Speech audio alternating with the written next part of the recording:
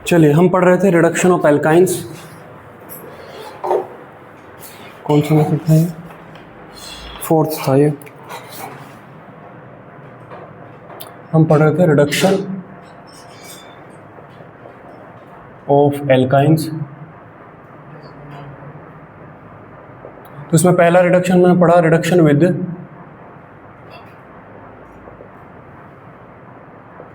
With Li और Na in liquid NH3 ना।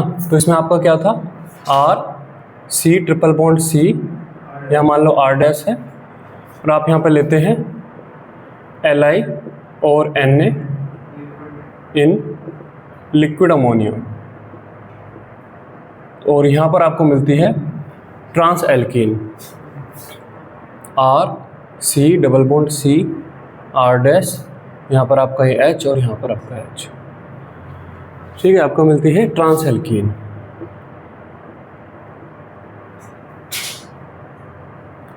अगला मेथड देखिए, रिडक्शन विद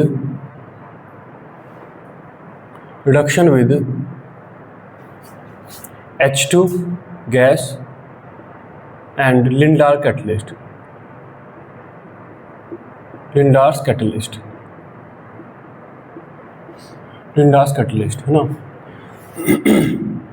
देखिए, अगर आपके पास एल्काइन है और आप उसकी सीधी H2 विद निकिल, प्लेटिनम या पैलेडियम कैटलिस्ट के साथ रिएक्शन करेंगे, तो वो पहले एल्काइन को बनाएगा एल्कीन, और फिर एल्कीन को भी रिड्यूस कर देगा, है ना।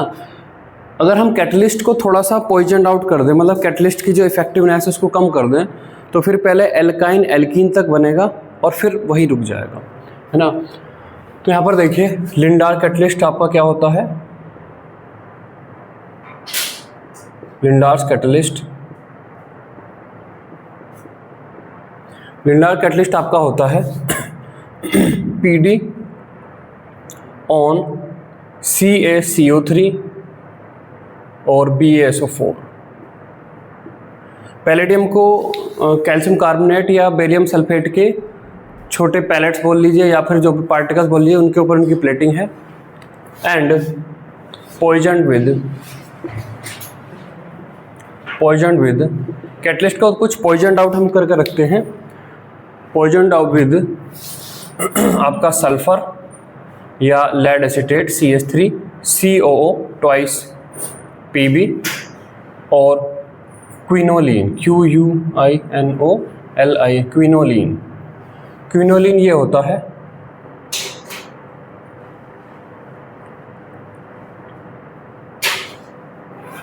क्विनोलिन।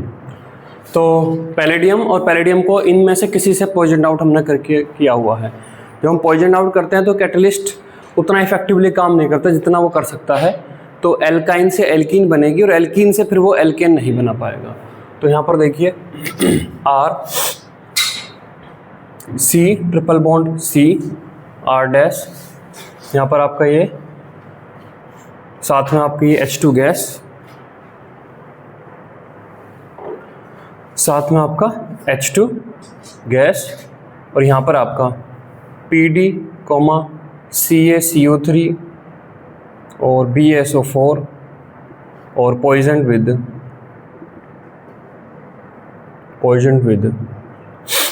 सल्फर और CH3 COO ट्वाइस PB और क्विनोलिन। तो आपको ये मिलता है RC double bond C R H और H, आपको मिलती है सिस एल्कीन। अब सिस एल्कीन कैसे मिलती है? जो भी एक हाइड्रोजनेशन है, पहले भी हम डिस्कस कर चुके हैं, जो आपका हाइड्रोजनेशन है, इसमें आपका जो एडिशन है, ये आपका दोनों हाइड्रोजन एक ही साइड से आपके जुड़ते हैं, है ना। दोनों हाइड्रोजन आपके सिन एडिशन देते हैं। तो यहाँ पर आपका हो रहा है सिन एडिशन, और जब सिन एडिशन होगा तो आपको जो फाइनल प्रोडक्ट है उसमें दोनों H डबल बॉन्ड के एक साइड में ही जुड़े हुए मिलेंगे।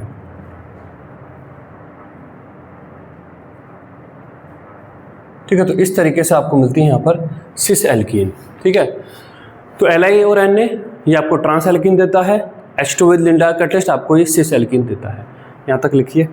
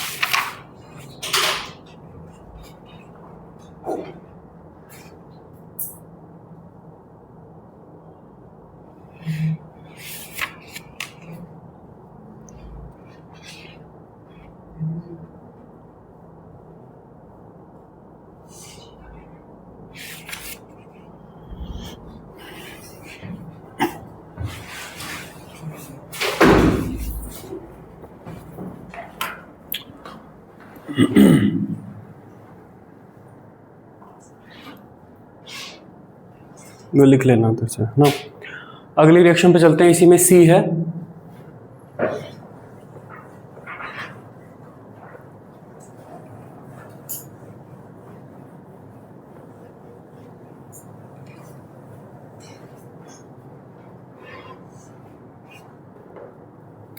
इसी में सी है। रिडक्शन हम करेंगे तो इस रिडक्शन में पहले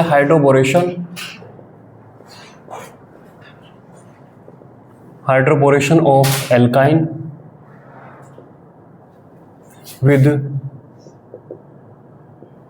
B2H6 followed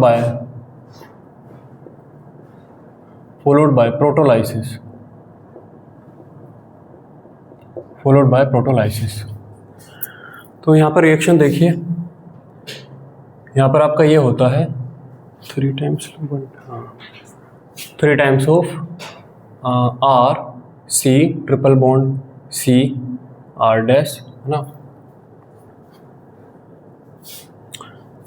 ओके, यहाँ पर हमें R डैश, फिर यहाँ पे हम लेते हैं ये BH3.THF B2H6 BH3 का ही डाइमर है, तो पहले आपका ये बनता है R C, एक H यहाँ पे जुड़ जाएगा, double bond C R dash, ये वैलेंसी ओपन दिख रही है यहाँ पर, है ना, और इसका थ्राइस और यहाँ पर B पहले ही बनता है। फिर उसके बाद हम यहाँ पर रिएक्शन करते हैं CH3 COOH के साथ। तो जो ओपन वैलेंसी जो बोरोन के साथ जुड़ी हुई थी, यहाँ पर ये बोरोन के साथ 3 ये जुड़े हुए हैं, ये समझ में आ रहा है ना। जैसे BH3 है, बोरोन के साथ 3 H जुड़े हैं, ऐसे बोरोन के साथ ये पूरे का पूरे 3 ग्रुप जुड़े हुए हैं। तो ये बोरोन से हट जाते हैं और यहाँ पे लग जाता है आपका H जो CH3COH से आता है। तो आपको R C double bond C R dash H और ये आपका H, और आपको मिलती है सिस एल्कीन। इसका मैकेनिज्म पूछेगा नहीं, लेकिन एक बार हमें पता होना चाहिए, जैसे हमें मेमोराइज रहे कि ये सिस एल्कीन ही कैसे दे पाता है। और ये 2-3 जगह पे और भी आता है मैकेनिज्म। इसका देखिए, आपके पास पहले ये एल्काइन है R C triple bond C R dash, है ना। इसके साथ हम यहाँ पे लेते हैं BH3.THF, है ना। THF टेट्राहाइड्रोफ्यूरॉन है, ये सोलवेंट है इसका, है ना। ये आपका होता है टेट्राहाइड्रोफ्यूरॉन है ये, है ना। तो पहले देखिए, यहाँ पर आपका ये बनता है R C, ये डबल बॉन्ड यहाँ पर ये C, यहाँ पर आपका ये R डैश H, और यहाँ पर आपका ये BH2। तो पहले इस तरीके से जुड़ता है ना, और यहाँ पर ये, दैट मीन्स यहाँ पर ये बॉन्ड आपका वीकन हो रहा है और यहाँ पर ये बॉन्ड्स आपके बन रहे हैं। पहले ये BH3 ऐसे जुड़ता है, एक H इधर और BH2 आपका इधर, ये जुड़ता है ना। अब इसमें भी ये जो बोरोन है, ये उस कार्बन पर जुड़ता है जिस कार्बन पर लेस स्टेरिक फैक्टर है। तो हम यहाँ पर एज्यूम करेंगे कि R डैश जो ग्रुप है वो R से छोटा है ना। तो यहाँ पर हम एज्यूम कर रहे हैं, ये एज्यूम, या फिर मैं ऐसा कर लेता हूँ, मैं यहाँ पर इन ग्रुप को कुछ दे ही देता हूँ।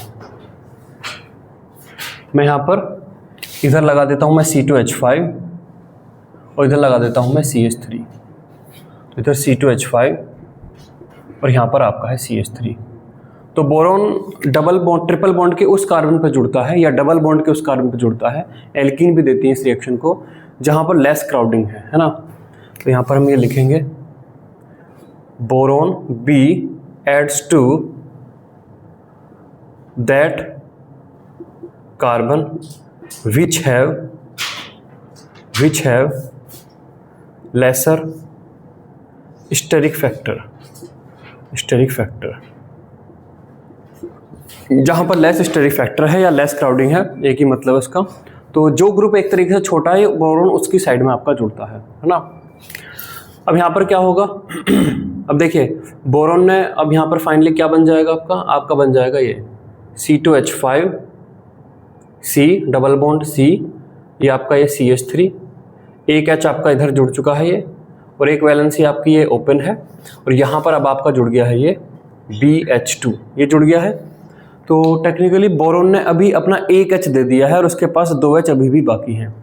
तो बोरोन अब इसके साथ ये रिएक्शन 2 बार और दे सकता है। दैट मीन्स ये जो है आपका C2H5 C triple bond C CH3, ये 2 बार इसके साथ और जुड़ सकता है। जैसे एक बार जुड़ा, ऐसे फिर एक और बार और जुड़ेगा, और फिर एक बार और जुड़ेगा।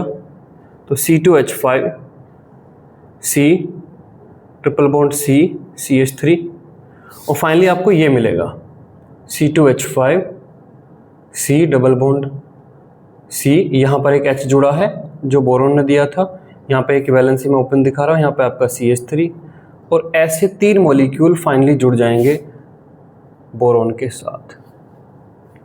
बोरोन बीच में, एक इधर और एक इधर। ये समझ में आ रहा है क्या स्ट्रक्चर बनेगी इसकी? ये बनेगा। अब इसके साथ अब अगर आप इसकी रिएक्शन करते हो CH3 COOH के साथ, तो ये इससे यहाँ पे इसको H मिल जाता है और आपको मिल जाता है ये C2H5 C double bond C CH3, यहाँ पर आपका H और यहाँ पर आपका H। क्योंकि ये जो भी एडिशन है ये सिन एडिशन चल रहा है, यहाँ पे अगर आप देखें तो ये सिन एडिशन है, सिन एडिशन है, तो दोनों H आपको एक ही साइड में जुड़े हुए दिखाई पड़ेंगे, है ना। दोनों H आपको एक ही साइड में जुड़े हुए इसलिए दिखाई पड़ रहे हैं। तो फाइनली आपकी जो एल्कीन है वो आपकी सिस एल्कीन बन रही है, सिस एल्कीन बन रही है।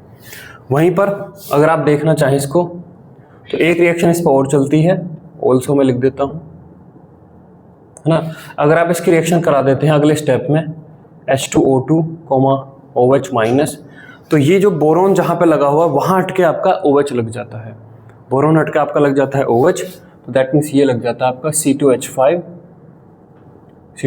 CH डबल बॉन्ड C, यहाँ पर लग जाता है आपका OH और आपका CH3। फिर ये आपका टोटोमराइज हो जाता है कि इनोल है, और टोटोमराइज होने के बाद आपको ये, है ना, टोटोमराइज होने के बाद आपका ये बन जाता है C2H5 C H2 C double bond O CH3।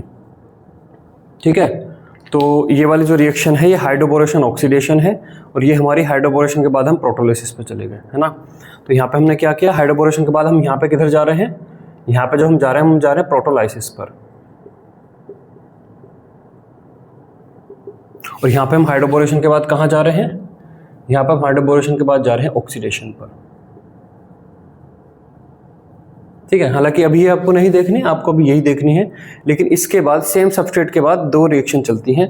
प्रोटोलिसिस करते हैं तो एल्कीन बनती है, और ऑक्सीडेशन करते हैं तो फिर आपके कीटोन बन जाते हैं इसी सबस्ट्रेट पर, सेम ही रिएक्शन में दूसरे वाला स्टेप बदलने पर। ये लिखिए कौन, ये वाला हाईली स्टेरिक हिंड्रेंस की वजह से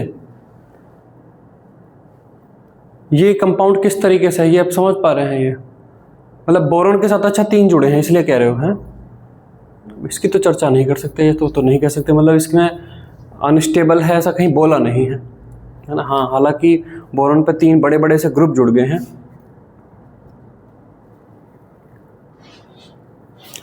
ये ग्रुप मतलब एक तरीके से जैसे आप इन्हें, आपसे अगर इस तरीके से माने कि जैसे BI3 है, BI3 में तो आयोडीन उसी जगह पे मौजूद है एक बड़ा ग्रुप, यहाँ पर तो जुड़ के वो कार्बन है, कार्बन से फिर ब्रांच आपकी काफ़ी दूर को एक तरीके से फैल गई है, ऐसा कह सकते हैं, है ना।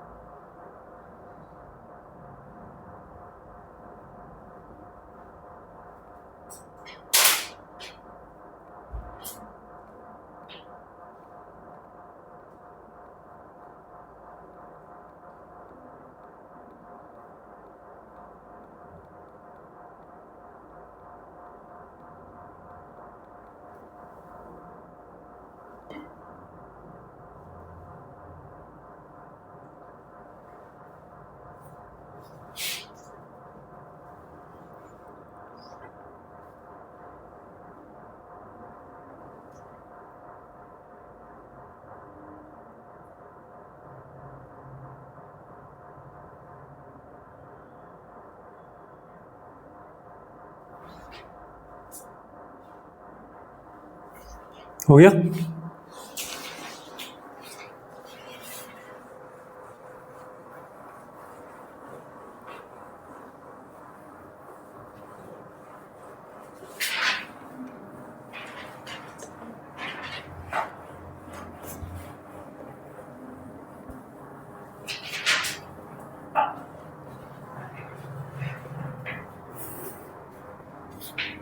नेक्स्ट है कोलबेज electrolysis.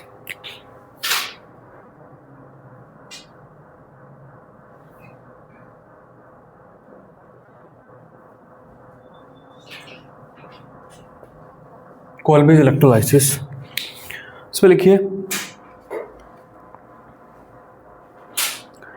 aqueous solution of sodium or potassium salt, aqueous solution of sodium or potassium salt,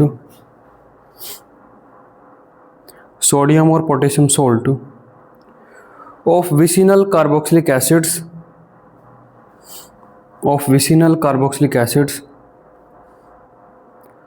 on electrolysis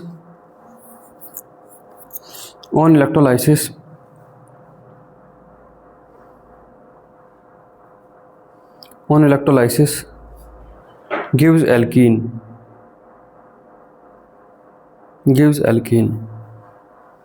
तो देखिए RCH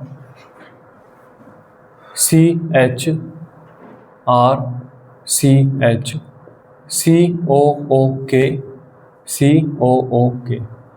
जब सेम ग्रुप एडजेसेंट कार्बन पर लगा होता है तो ना विसिनल बोला जाता है। तो इसका एक्वस हमने सॉल्ट लिया है और अब हम यहाँ पर इलेक्ट्रोलिसिस करेंगे। तो इलेक्ट्रोलिसिस करने पर आपको ये मिलता है RCH, ये ग्रुप एज ए CO2 हट जाता है, ये हट जाता है। देखिए पहले ये आपका हटेगा और यहाँ पर फ्री रेडिकल आएगा और यहाँ पर फ्री रेडिकल आएगा और दोनों पे फ्री रेडिकल आएंगे तो यहाँ पर डबल बॉन्ड बन जाएगा, है ना। तो यहाँ पर आपका ये और यहाँ पर डबल बॉन्ड CH और आपका यहाँ पर ये, और साथ में जो CO2 है वो, ये दोनों तो आपको मिलती हैं एनोड पर, और कैथोड पे क्या मिलता है KOH प्लस H2 गैस, ये आपको मिलती है कैथोड पर, CO2 गैस ये आपको मिलती है कैथोड पर, ठीक है। इसका मैकेनिज्म ऐसे ही है जैसे कि एल्केन वाले में बताया था, है ना। पहले ये निकलेगा, फिर एक इलेक्ट्रॉन निकलने के बाद CO फिर रेडिकल, ये बॉन्ड होमोलिटिकली टूटेगा, फिर यहाँ पर फिर रेडिकल, और इस तरीके से फाइनली जुड़ जाएंगे।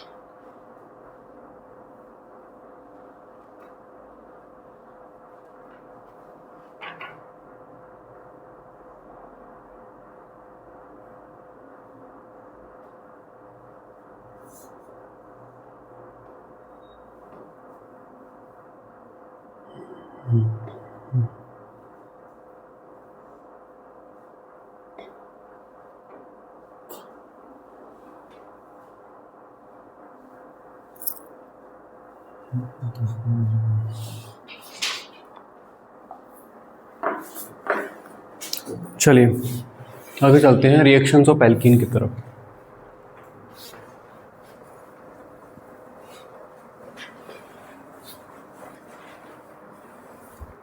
रिएक्शंस ऑफ एल्कीन,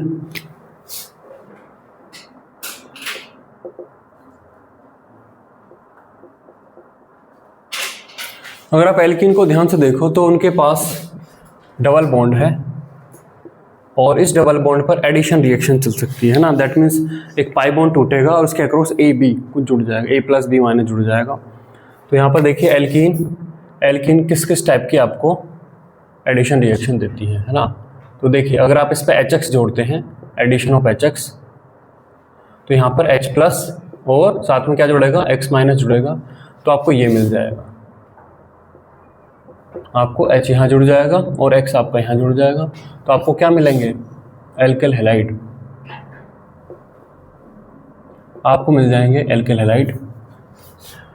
अगर आप यहाँ पर H2O जोड़ते हैं, अगर आप यहाँ पर जोड़ते हैं H2O, तो H2O में क्या जुड़ेगा, H प्लस जुड़ेगा और OH माइनस जुड़ेगा, तो आपको क्या मिल जाएंगे, आपको मिल जाएंगे OH और यहाँ पर आप H और आपका यहाँ पर OH, आपको मिलेंगे एल्कोहल। अगर आप यहाँ पर H2SO4 जोड़ते हैं तो यहाँ पर H प्लस जुड़ता है और यहाँ पर OSO3H माइनस ये जुड़ता है, यहाँ पर C, यहाँ पर आपका H और यहाँ पर आपका OSO3H, इन्हें बोलते हैं alkyl hydrogen sulphate. Alkyl hydrogen sulphate आपको मिलते हैं।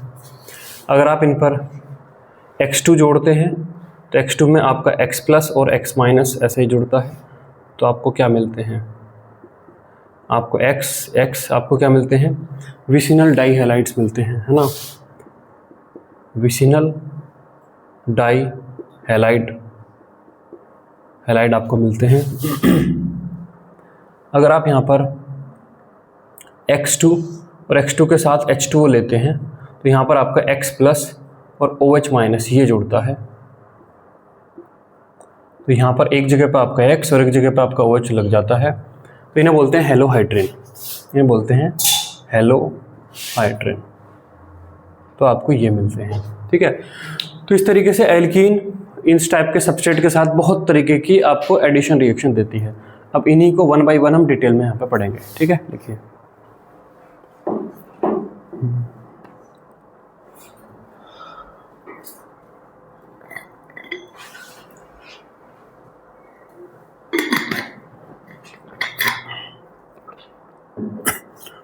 मॉड्यूल दिखाना।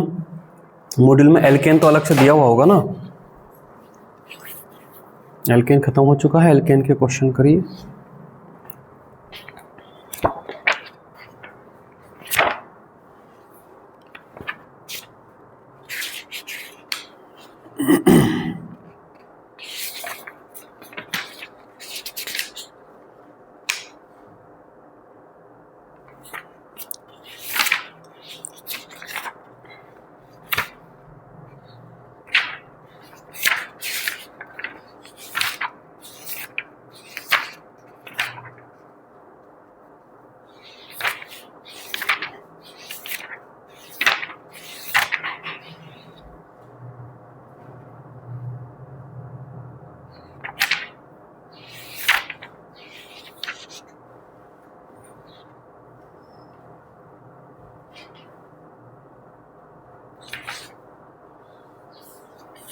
इसमें दिए हुए हैं DPP1 एल्केन है, फिर एक्सरसाइज के अंदर भी एल्केन के क्वेश्चन अलग दिए हुए हैं, फिर उसके बाद एल्कीन है।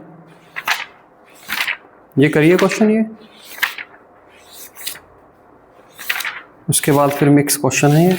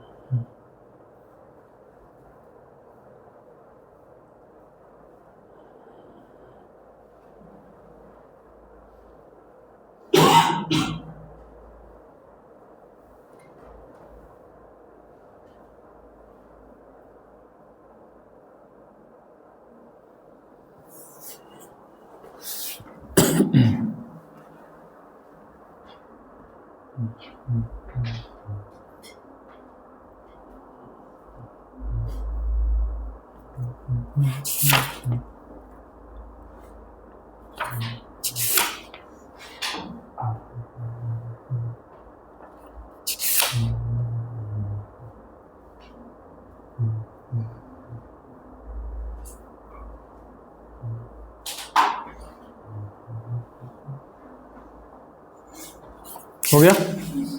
चलिए देखिए पहली रिएक्शन पे चलते हैं, एडिशन ऑफ HX।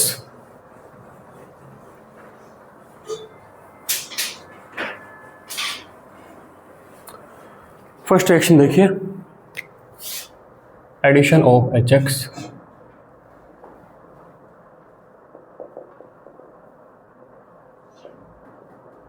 तो देखिए यहाँ पर रिएक्शन आपके पास मान लो ये RCH डबल बॉन्ड CH2 और आप इस पर HX का एडिशन करते हैं, है ना।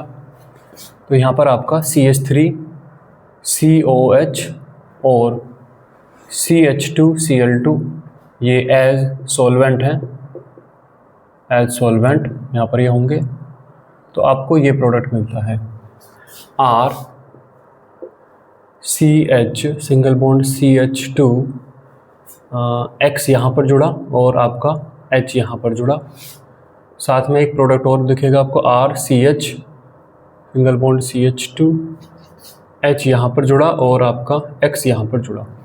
वो कहता है कि जहाँ पर पहले से ये आपकी जो एल्कीन है इसमें इस कार्बन पर 2 H है, इस कार्बन पर 1 H है ना। तो दो टाइप की एल्कीन हम यहाँ पे बोल सकते हैं, सिमेट्रिकल एल्कीन और unsymmetrical. Unsymmetrical alkene, unsymmetrical alkene जिसमें कि डबल बॉन्ड के अक्रॉस डिफरेंट ग्रुप या एटम जुड़े हुए हों, जैसे कि मान लो यही है RCH डबल बॉन्ड CH2। इसमें डबल बॉन्ड के दोनों कार्बन को हम डिफ्रेंशिएट कर सकते हैं कि इस पर 2 H जुड़े हैं, इस पर 1 H और 1 R जुड़ा है। उस तरीके से हो सकती है symmetrical alkene. Symmetrical alkene, symmetrical alkene जैसे कि मान लो आपकी ये RCH डबल बॉन्ड CHR, इसमें दोनों ही कार्बन अलग नहीं है, सेम ही है, सेम ही टाइप की चीज़ जुड़ी है। तो जब भी अनसिमेट्रिकल एल्कीन होगी तो वो कहता है कि HX दो तरीके से जुड़ सकता है। पहला तो वो H वहाँ जुड़ जाए जहाँ पे पहले से ज़्यादा H थे, और H वहाँ जुड़ जाए जहाँ पे पहले से कम H थे। तो वो कहता है कि ये वाला जो प्रोडक्ट है ये आपका मेजर प्रोडक्ट आपका होता है, और ये वाला जो प्रोडक्ट है ये आपका माइनर प्रोडक्ट होता है ना। ठीक, वहीं पे हम नोट करने वाली यहाँ पे बात देखें तो यहाँ पर पहली नोट करने वाली बात है यहाँ पर ये reactivity order of HX, reactivity order of HX का रिएक्टिविटी ऑर्डर देखें तो HI सबसे तेज़ी से रिएक्ट करेगा, उसके बाद आपका HBr, फिर HCl और फिर HF, है ना। क्या इसका एक्सप्लेनेशन आएगा? Stronger the acid faster the reaction, है ना। Stronger the acid faster the reaction, faster the reaction. वहीं पे यहाँ पर एक दूसरी चीज़ आती है Markovnikov's rule. Markovnikov's rule, Markovnikov या मार्कोनिकोफ सेम ही है। तो मार्कोनिकोव रशियन साइंटिस्ट है जिन्होंने एल्कीन पर HX के एडिशन के लिए एक्सपेरिमेंट किए हैं। उन्होंने बताया कि जब भी आपके पास अनसिमेट्रिकल एल्कीन है तो वो कार्बन जिसके पास पहले से ज़्यादा H हैं, HX का एडिशन होने पे H वहीं जाकर जुड़ता है, ठीक है, और वही आपका मेजर प्रोडक्ट होता है, और इसे बोला जाता है मार्कोनिकोव्स रूल, है ना। In the addition of HX on unsymmetrical alkene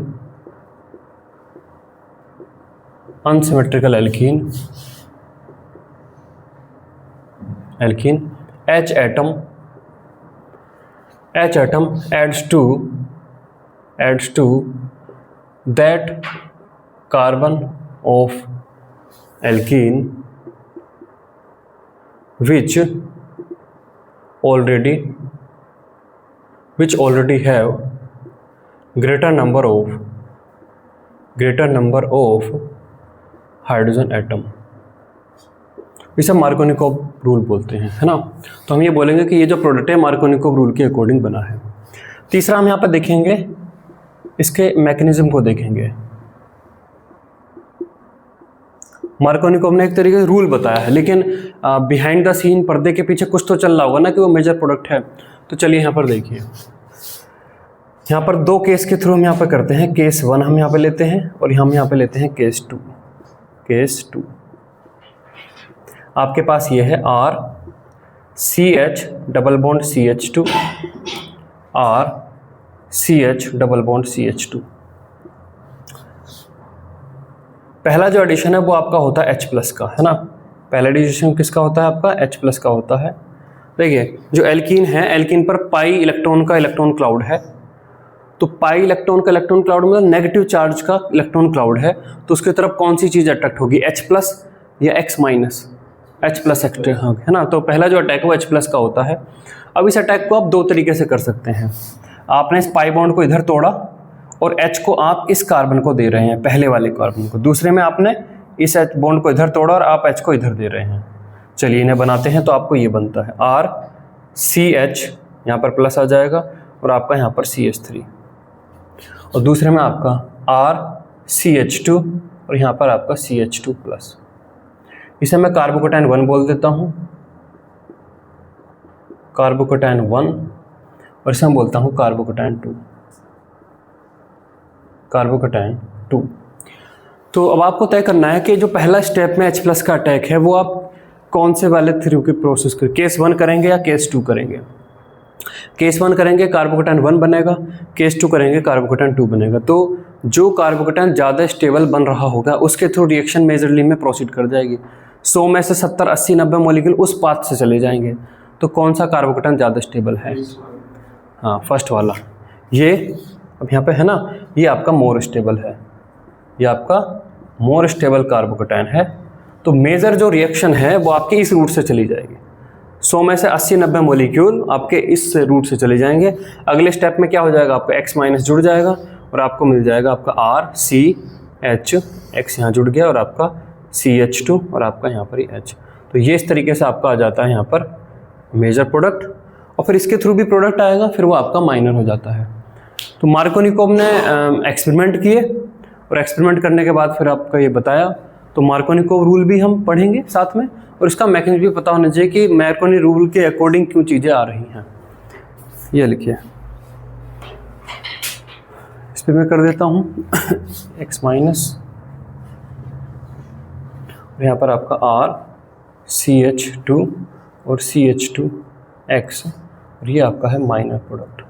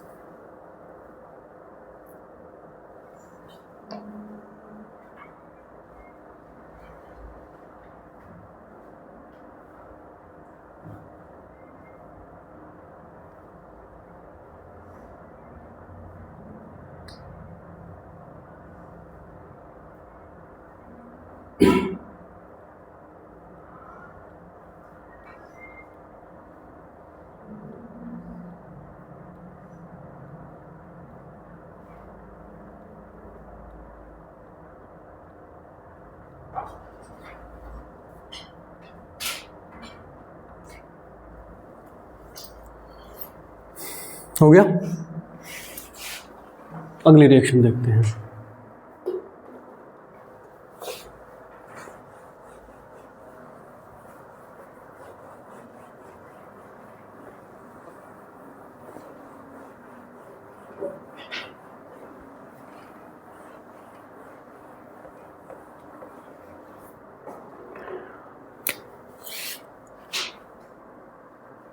next reaction है addition of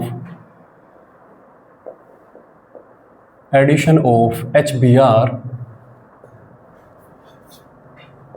in the presence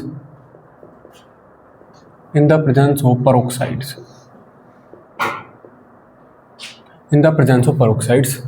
और इसको खराश इफेक्ट भी बोलते हैं, KHARASCH, खराश इफेक्ट। यहाँ पर हमें क्या देखने को मिलता है? अनसिमेट्रिकल एल्कीन हमने ली RCH डबल बॉन्ड CH2, हमने लिया HBr, तो साथ में हमें लेना होता है यहाँ पे पेरोक्साइड कोई, ROOR। ऑक्सीजन के बीच में जब एक सिंगल बॉन्ड होता है तो पेरोक्साइड उन्हें बोलते हैं। कोई इंजन में पेरोक्साइड है तो आपको ये प्रोडक्ट मिलते हैं, RCH single bond CH2, H यहाँ और आपका Br यहाँ, plus RCH single bond CH2, H यहाँ और यहाँ पर आपका Br। देखिए अभी तक जो रिएक्शन हो रही थी उसमें ये आपका मेजर प्रोडक्ट था, H वहीं जुड़ रहा था जहाँ पे कि पहले से ज़्यादा H थे, लेकिन अब ये आपका माइनर प्रोडक्ट होगा और ये अब आपका मेजर प्रोडक्ट हो जाता है। और अब क्योंकि मार्कोनिकोव का उल्टा जोड़ा है तो अब यहाँ पर एक कॉन्सेप्ट बोलते हैं एंटी मार्कोनिकोव रूल। मार्कोनी ने केवल मार्कोनिकोव रूल दिया है, एंटी मार्कोनिकोव उसके रेस्पेक्ट में एक तरीके से हमने बना लिया है। कोई अपने नाम के आगे एंटी लगा के थोड़ा ना रूल बनाएगा, है ना। मैं अगर कोई रूल बनाऊँ तो मोहित रूल बनाऊँ, एंटी मोहित क्यों बनाऊँ, तो अपोजिट सा लगेगा ना। तो एंटी मार्कोनी मतलब मार्कोनिकोव जो कह रहा था उसका उल्टा भी हो सकता है, तो एंटी मार्कोनिकोव रूल।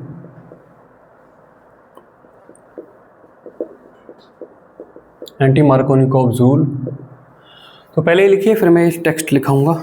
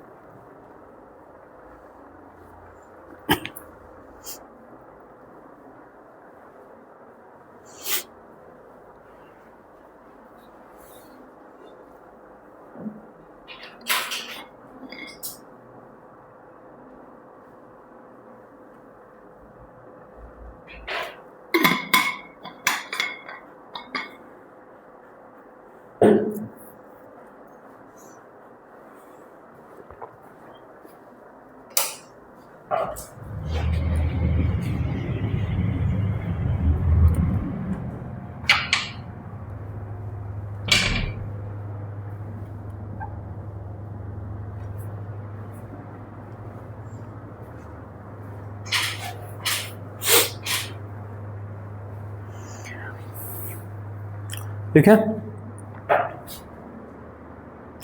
लिखिए in the addition of HBr, in the addition of HBr,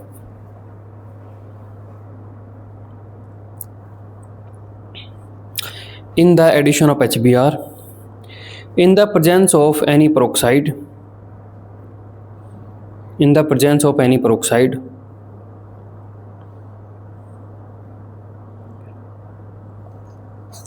any peroxide ROOR, any peroxide ROOR, comma, the hydrogen atom attached to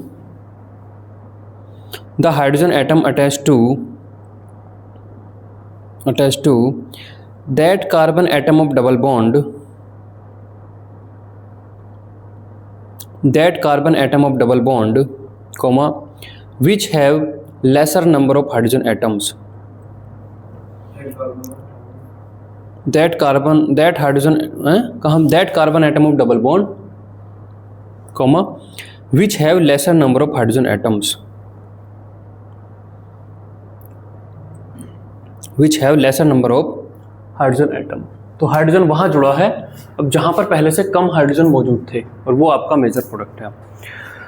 तो इसका मैकेनिज्म देखते हैं कि क्यों ऐसा ये हुआ, है ना। तो देखिए,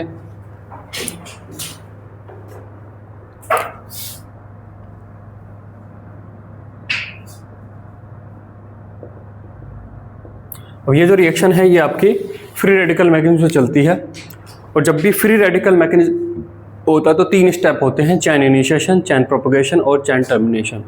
तो देखिए यहाँ पर पहला आपका चैन इनिशिएशन,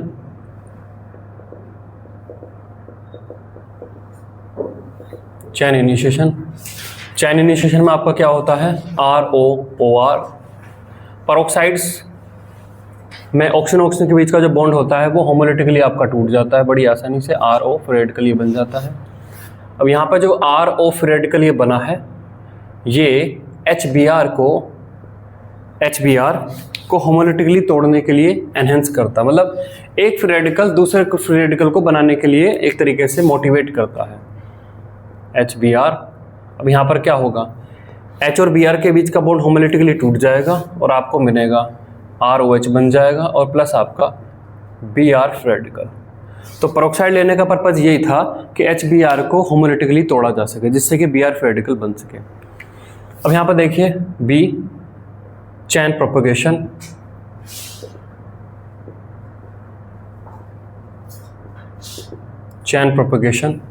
अब चैन प्रोपगेशन में आपके यहाँ पर 2 स्टेप हैं, है ना।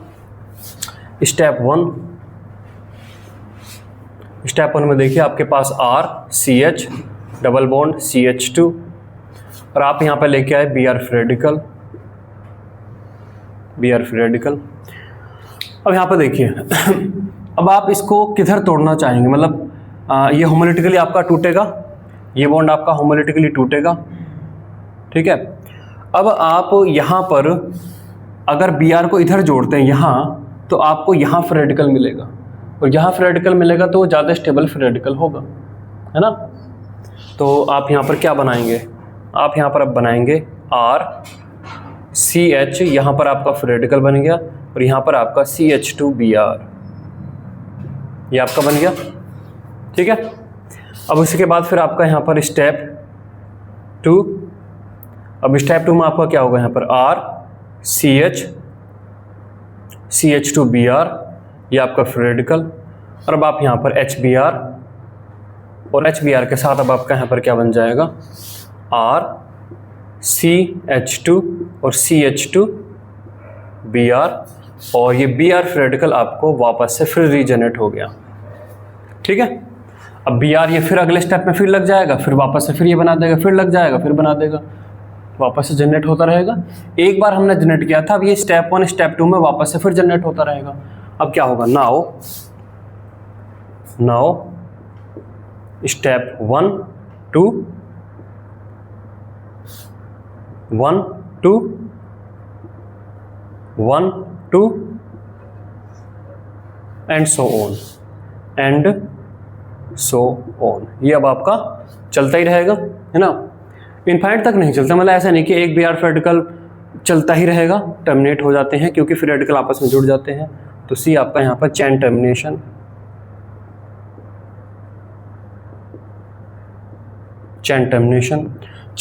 में जितने भी फ्री रेडिकल आपको दिखते हैं आपको उन्हें वापस से जोड़ना पड़ता है। तो यहाँ पर रिएक्शन में आपको क्या क्या दिख रहे हैं, यहाँ पर आपको Br फ्री रेडिकल दिख रहा है प्लस Br फ्री रेडिकल, तो Br फ्री रेडिकल आपके जुड़ के यहाँ बना लेंगे, Br2 बना लेंगे, ठीक है।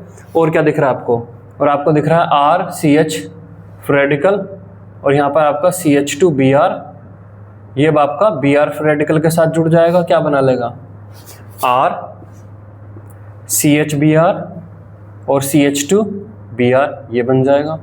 और आपका यहाँ पर क्या दिख रहा है, आपको दिख रहा है यहाँ पर RCH CH2 Br, ये फ्री रेडिकल दिख रहा है, और प्लस आपका ये CHR CH2 Br, ये फ्री रेडिकल दिख रहा है। तो ये जुड़ के आपका ये बना लेंगे RCH CH2 Br और CHR CH2 Br, ठीक है, इस तरीके से।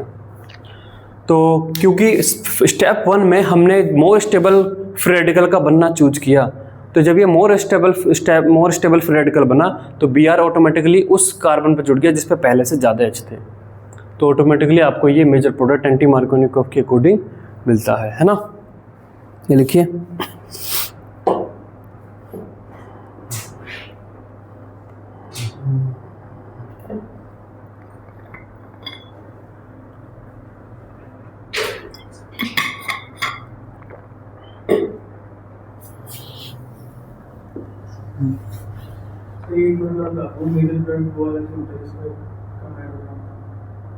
अभी बताया तो सही, स्टेप 1 में नहीं बताया।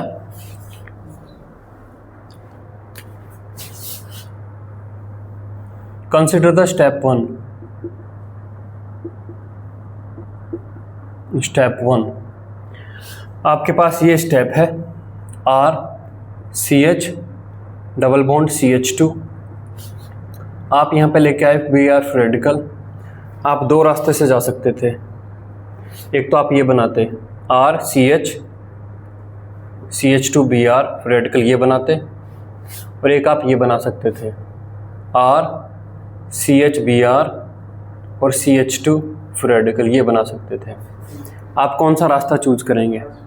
फर्स्ट वाला, क्योंकि ये आपका 2 डिग्री फ्री रेडिकल है, तो ये आप मोस्ट ऑफ द प्रोडक्ट इसके थ्रू जाएगा, और ये आपका 1 डिग्री फ्री रेडिकल है। कम प्रोडक्ट आपके इसके थ्रू जाएंगे, 80% इसके थ्रू जा रहे हैं तो 20% इसके थ्रू, ऐसा मान सकते हैं।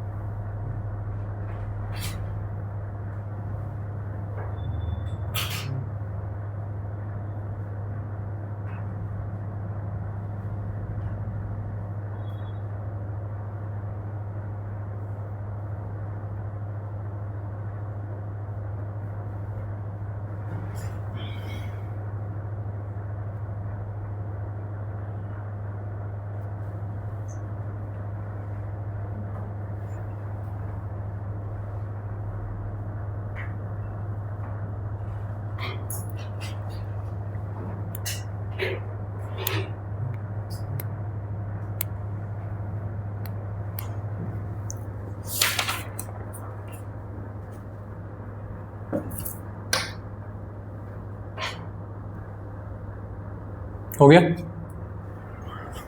चलिए थोड़ा और डिटेल में इसमें चलते हैं।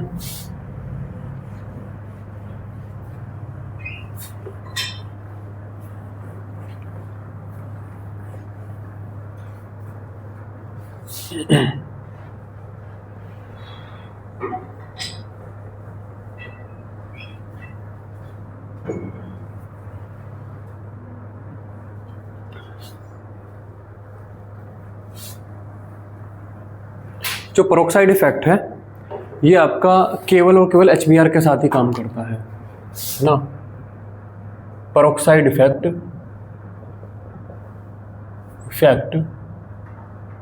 ओनली वर्क्स विद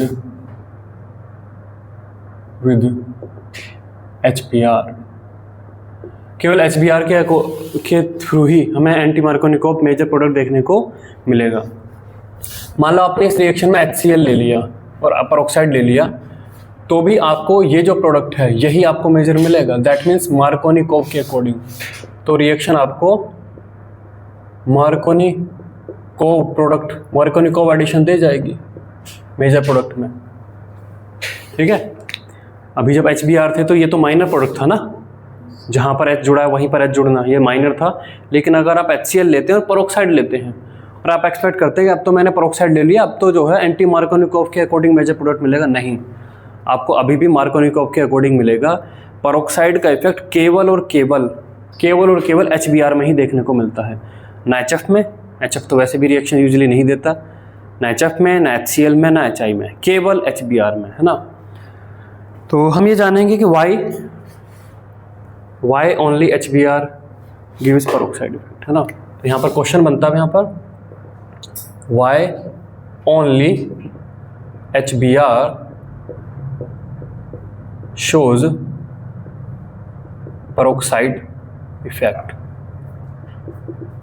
इसका जो रीजन छुपा है वो छुपा है इन दोनों स्टेप्स में।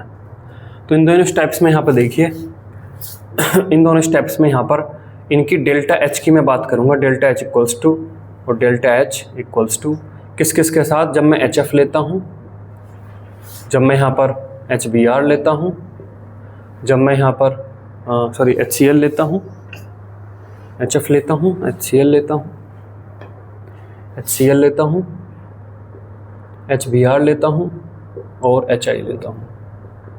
देखिए ये जो एल्कीन है, एल्कीन के साथ आप HX जोड़ रहे हैं तो उसके पास दोनों मौके हैं। वो आपका कार्बोकैटायन मैकेनिज्म से चल जाए, जैसा कि रिएक्शन नंबर 1 में चल रहा था, या फिर रेडिकल से चल जाए। जिसमें उसे फ़ायदा दिखेगा वो उसमें जाएगा, है ना। समझ गए ना। एल्कीन है, HX है, उसे जिसमें फ़ायदा दिख रहा होगा वो उस पाथवे से जाएगा।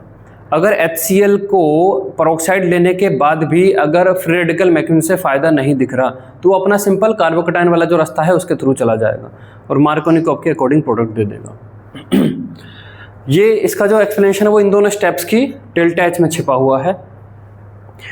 मान लीजिए आपको 2 जगह जाना है, A से B जाना है, उसके रास्ते हैं। उस रास्ते में एक रास्ता ऐसा जिसमें कि मतलब हाईवे है, नेशनल हाईवे है, मतलब बहुत बढ़िया रोड नहीं है, 4 लेन का हाईवे है, पूरे रास्ते में 4 लेन का हाईवे है ना। एक रास्ता ऐसा जिसमें कि एक्सप्रेस वे है, मतलब 10 लेन का हाईवे है, आधे रास्ता तक तो 10 लेन का हाईवे है। उसके बाद जो रोड है वो आपकी थोड़ी सी टूटी फूटी सी है ना। मतलब आधे रास्ते में तो आपको शुरू के आधे रास्ते में तो आपको बहुत मज़ा आएगा, अरे भाई कितना बड़ा रास्ता है। उसके बाद रोड थोड़ी सी परेशानी वाली रोड है। एक उसका उल्टा है कि आधे रास्ता तक तो टूटी फूटी सी और उसके बाद 10 लेन का एक्सप्रेस वे है। तो 3 रास्ते मैंने बताए। एक तो वो जिसमें कि रास्ता जो है पूरा हाईवे है, मतलब बहुत बढ़िया भी नहीं है, बहुत ख़राब भी नहीं है, आधा रास्ता भी ऐसे ही है और उससे अगला आधा रास्ता भी ऐसे ही है। एक रास्ता है जिसमें कि पहले आधा रास्ता बहुत बढ़िया है, एक्सप्रेस वे है, उसके बाद का टूटा फूटा है। और तीसरा रास्ता इसमें जिसमें पहले टूटा फूटा फिर एक्सप्रेस वे है। तो आप कौन सा रास्ता चूज करेंगे? हाईवे वाला, है ना। हाईवे वाले में ठीक है, बहुत बढ़िया नहीं है तो बहुत ख़राब भी नहीं है, लेकिन बाकी जो रास्ते हैं उसमें कहीं तो एक्सप्रेस वे, कहीं तो गाड़ी चल रही है 120 150 पर और कहीं फिर वो आकर 20-25 पर अटक गई है, तो वो फिर आप रास्ता नहीं लेना चाहेंगे। यहाँ पर भी कुछ ऐसे ही होता है। जब HF के साथ देखो ये दोनों जो मैकेनिज्म स्टेप्स हैं, इन्हीं से पूरी रिएक्शन चलती है। Step 1 step 2 step 1 step 2 step 1 step 2, ये दोनों चीज स्टेप्स 1 हैं, स्टेप्स हैं जो फाइनल प्रोडक्ट्स को आपको जनरेट करते हैं, है ना। अब यहाँ पर होता क्या है, जब आप HF लेते हैं तो ये वाला जो पहला वाला स्टेप है ये आपका नेगेटिव है और ये आपका पॉजिटिव है। नेगेटिव का मतलब केमिस्ट्री में क्या होता है, एनर्जी निकलना, मतलब चीज़ें ज़्यादा स्टेबिलिटी पे जाती हैं। तो ये वाला स्टेप HF के केस में फायदेमंद है, नुकसानदायक है? फायदेमंद है। डेल्टा एच नेगेटिव मतलब फायदेमंद है, चीज़ें बढ़िया हो रही हैं। और जब आपको एनर्जी देनी पड़े तब ये नुकसानदायक है। जब HCl, तो इसका मतलब अब यहाँ पे HCl है तो भी ये आपका नेगेटिव है, ये आपका पॉजिटिव है, ठीक है। जब आप HI लेते हैं तब ये आपका पॉजिटिव है और ये आपका नेगेटिव है, मतलब वही यहाँ पे तो एक्सप्रेस वे है, यहाँ पे फिर टूटी फूटी रोड, एक्सप्रेस वे टूटी फूटी रोड, यहाँ पे पहले टूटी फूटी रोड, यहाँ पे फिर एक्सप्रेस वे। और HBr के केस में क्या है, ये नेगेटिव है और ये भी आपका नेगेटिव है ना, ये भी आपका नेगेटिव। इस तरीके से आपका ये है ना। तो जब HCl को मौका मिलता है, HCl को मान लो देखा जाए, HCl अगर फ्री रेडिकल से चलने लगे तो पहला देखेगा पहले में तो एनर्जी निकल रही बढ़िया है, लेकिन अगले वाले में समस्या है। तो वो कौन सा रास्ता पकड़ लेता है, कार्बोकेटायन वाला। फिर वो फ्लाइट से चला जाता है, या तो फ्लाइट से जा रहे हैं या फिर एक्सप्रेस वे से जा रहे हैं, है ना। तो वो क्या है, अपना कार्बोकेटायन वाला रास्ता पकड़ लेता है और मार्कोनिकोव के अकॉर्डिंग प्रोडक्ट देता है। HF भी यही करता है, HI भी यही करता है। HBr है जिसे लगता है कि नहीं नहीं यहाँ पे तो दोनों रास्ते मेरे लिए बढ़िया हैं, तो फिर मैं फ्री रेडिकल वाले मैकेनिज्म से चला जाता हूँ। तो इसीलिए केवल HBr है जो फ्री रेडिकल वाले पाथवे को चूज कर पाता है, बाकी आपके इस पाथवे को चूज नहीं कर पाते, है ना। तो इसलिए पेरोक्साइड इफेक्ट आपको केवल और केवल HBr में ही देखने को मिलता है ना। अगर आप इनके डाटा देखना चाहें तो इनके डाटा इस तरीके से हैं, है ना। ये आपका माइनस के 45 है और ये आपका प्लस के 37 है। खूब बढ़िया एनर्जी निकल रही है, लेकिन खूब बढ़िया खर्च भी हो रही है। HCl के केस में माइनस के 26 किलो जूल पर मोल है ये, और ये आपकी प्लस के 5 है। HI के केस में ये प्लस के 7 है और ये आपके प्लस माइनस के 27 है। ये आपके किलो जूल पर मोल में है ना। ये आपके जो है ये किलो जूल पर मोल में है। HBr के केस में ये माइनस के 5 है, ठीक है, बहुत बढ़िया, ज़्यादा एनर्जी नहीं निकल रही, लेकिन दोनों स्टेप में एनर्जी निकल रही है। अच्छी बात ये है। तो HBr है जो बुद्धिमानी लगाता है कि भाई कार्बोकेटायन की बजाय मैं इस वाले से रास्ते से जाता हूँ तो दोनों रास्ते में मुझे एनर्जी निकल ही रही है, तो HBr फ्री रेडिकल वाला पाथ ऑप्ट कर लेता है। इसके अलावा बाकी तीनों फ्री रेडिकल का पाथ ऑप्ट नहीं कर पाते, वे अपने सिंपल कार्बोकेटायन वाले पथ से चले जाते हैं। तो इसलिए केवल HBr ही पेरोक्साइड इफेक्ट को दिखाता है, ठीक। और ये चीज़ ध्यान रखना, ऐसा नहीं है कि पेरोक्साइड दिखते ही आप तुरंत जीभ जब लपलपाई और आपने जो है माइनर प्रोडक्ट इसको दे दिया और उसको वो दे दिया, ठीक है। पेरोक्साइड दिखते ही जीभ नहीं लपलपानी चाहिए कि अब तो मैं ये एंटी मार्कोनिक को कर दूंगा। आपको ध्यान देना है कि HBr ही केवल ये काम कर सकता है।